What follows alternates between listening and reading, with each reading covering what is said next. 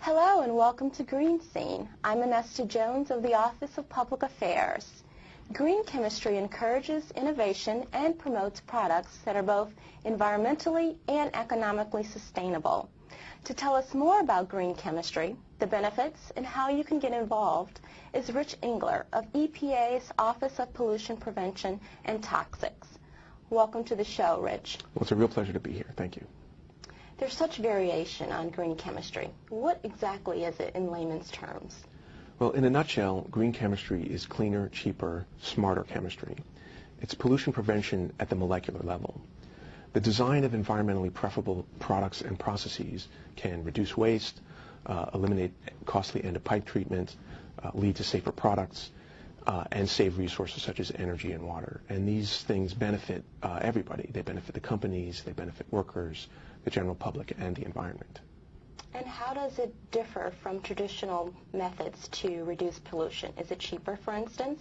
Well, in traditional chemistry, you would mix your ingredients together and isolate your product. But you might use a dangerous process, you might make hazardous waste, or the product that you're making might actually be hazardous.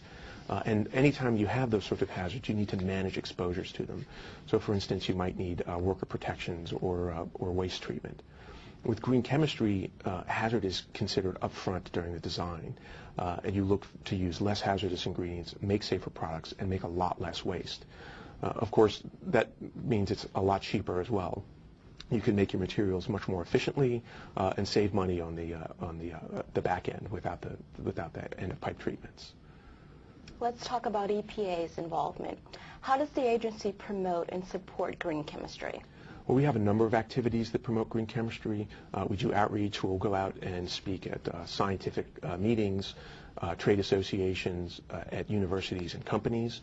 We'll also enter into partnerships with organizations such as the American Chemical Society to develop educational materials so that the next generation of chemists have the tools that they need to develop or to be green chemists.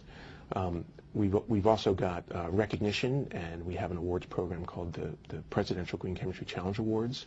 And this prestigious award is a voluntary partnership with a number of organizations, other federal agencies, industry, academia, and scientific societies. And it's an opportunity to recognize outstanding innovations that prevent pollution at the source. We receive nominations, and they're judged by a panel of technical experts convened by the American Chemical Society. And typically 5 awards are given to industry, to a small business, and to an academic investigator.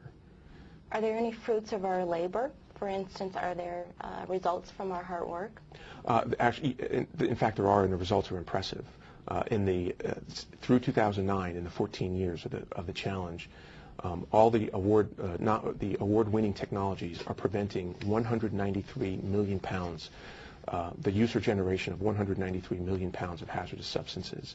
That's enough to fill 900 railroad tank cars or train 11 miles long.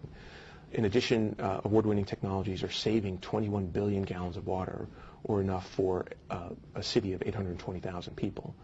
Also, there's 57 million pounds of CO2 emissions are prevented, which is roughly the equivalent of taking 6,000 cars off the road. And that's on top of the tens of millions of dollars that the companies and their customers are saving. And this is just the tip of the iceberg.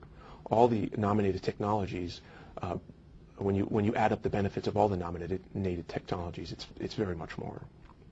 Wow, that's impressive and both beneficial for our environment and for people.